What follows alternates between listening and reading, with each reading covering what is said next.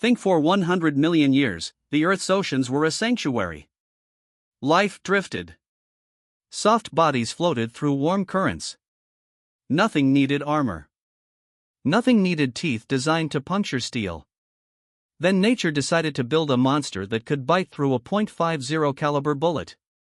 419 million years ago, something changed. The Devonian period did not arrive. It erupted. And in its wake, the ocean transformed from a nursery into a high-pressure laboratory for biological warfare. You have felt it. That tightness in your chest when you look into dark water. That refusal to dangle your legs over the edge of a boat. You call it thalassophobia. But it is not a phobia. A phobia is irrational. This fear is a memory. A 400-million-year-old genetic scar from a world that wanted your ancestors dead. Consider the creature that carved that scar. Dunkleosteus. Not a fish. A swimming siege engine. Its skull was not bone as you understand it. It was forged dermal plate interlocking armor sections fused into biological steel. And the jaw was not designed to bite. It was designed to shatter. 80,000 PSI. That is the measured force of its closing mechanism. For reference, the discharge pressure of a .50 caliber round is lower. A great white shark generates 4,000 PSI. A saltwater crocodile, 3,700. Dunkleosteus exceeded them both by a factor of 20. But raw force means nothing without delivery. The jaw opened in 20 milliseconds. Twice as fast as you can blink. In the time it takes light to register on your retina, the prey was already inside the vacuum. What glitch in the system triggered nature to abandon soft biology for heavy weaponry?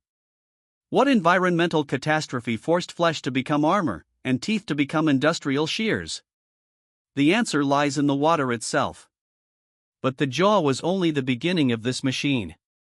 The placoderms were not fish. They were living panzer tanks.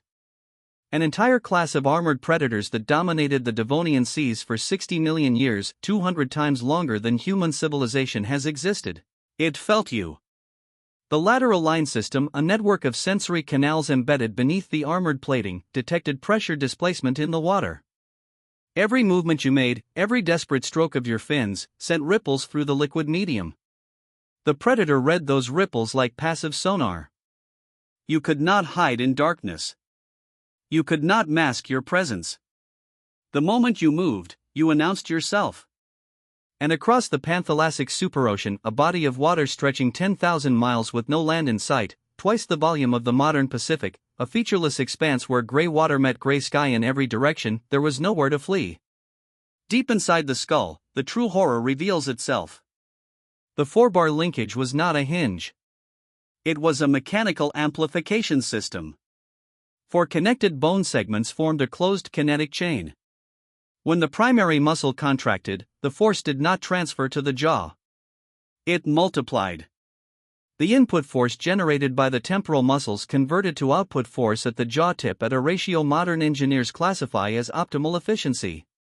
Nature invented the lever system, the core principle behind every crane, every pump jack, every industrial press, 400 million years before the first human picked up a rock.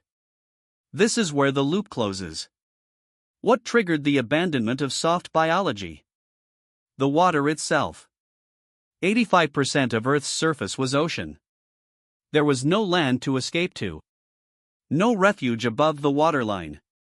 The continents were fragments scattered across the southern hemisphere, dominated by 8-meter prototaxites, rubbery, spike-like fungal towers that made terrestrial environments alien and hostile. If you lived in the Devonian, you lived in the water. And in the water, there was no hiding. Murky visibility meant ambush predation became the dominant strategy. Once one lineage evolved armor, every other lineage faced a choice: develop armor-piercing capability, or go extinct. The arms race was not gradual. It was an explosion. The Panthalassic superocean was not an environment. It was an antagonist. Imagine a world with no horizon you recognize. No distant shoreline. No continental mass breaking the endless gray expanse. A psychological blue desert twice the size of the Pacific, with nothing to anchor your sense of direction. This was the Devonian. The pressure was not physical alone. It was existential. 85% ocean coverage meant land-based refuge did not exist. The scattered continental fragments were dominated by landscapes no human would recognize, prototaxites, pillars rising 26 feet into the air, rubbery and spike-covered, more fungal nightmare than forest. Below the surface, the water pressed down with crushing indifference. The soundscape was alien. No birdsong. No mammalian call. The constant low-frequency thrum of tectonic plates shifting beneath the seafloor. The percussion of heavy armored bodies colliding in the darkness. The industrial crunch of chitinous and dermal plates meeting at speed. Gcolopterus swam these waters. An arthropod the size of a reindeer, with 3-foot chitinous pincers designed to pop holes in reinforced fish plating, a biological version of hydraulic extrication tools. The jaws of life, 400 million years early. Dunkleosteus measured the length of a great white shark. But it weighed twice as much. Dense. Armored. A chassis built for violence. For 60 million years, these machines owned every drop of water on Earth. They were not primitive. They were hyper-specialized. They had achieved a level of mechanical efficiency, 80,000 PSI concentrated force delivery, that modern evolution has not bothered to replicate. Not because it cannot. Because it does not need to. That level of force is overkill. There is nothing left on Earth that requires armor-piercing biological weaponry. And then they were gone. The late Devonian extinction arrived 358 million years ago. It wiped out 50% of all genera. It targeted the over-engineered giants. The heavily armored. The mechanically perfect. Nature built the ultimate killing machines. And then nature erased them. Which raises a question we do not want to answer. You believe you conquered the land. You imagine your ancestors crawling out of the ocean as an act of ambition. A bold evolutionary leap toward dominance. The first tetrapods, Tiktaalik and its kin, dragging themselves onto the mudflats to claim a new kingdom. This is a comfortable story. It is wrong. Evolution did not choose land. The first vertebrates to develop load-bearing wrists, crude biological landing gear, were not explorers. They were refugees. Driven out of the water by the sheer mechanical horror that owned every ocean on the planet. The Devonian was not a ladder they climbed. It was a furnace they fled. And the genetic memory of that flight is still coded into your nervous system. That tightening in your chest when you look into dark water? That is not imagination. That is 400 million years of survival pressure compressed into a single autonomic response. Your ancestors who did not feel that fear were consumed by vacuum suction jaws and dermal shears.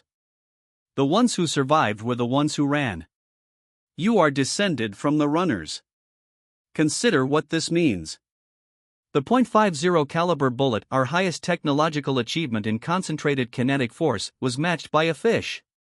A Devonian fish. 400 million years before the first tree cast a shadow on dry land. Nature achieved our peak engineering with nothing but calcium and muscle. And then nature decided that level of perfection was no longer necessary. So it erased the blueprints. It wiped the slate. It moved on to softer, smaller, less efficient designs. We are those softer designs. We are the compromise evolution made after it grew bored with perfection. The Devonian armored predators ruled for 60 million years. We have existed for 300,000. They were not primitive. We are not advanced. We are what came after, in a world that no longer requires industrial-grade biological warfare. But nature is still building. The deep ocean, the only environment on Earth that approaches Devonian pressure and darkness, remains 95% unexplored. We do not know what is down there. We do not know what pressures are forcing new adaptations. What arms races are unfolding in the trenches we cannot reach. The Devonian monsters were not anomalies. They were responses to environmental pressure. And environmental pressure never stops.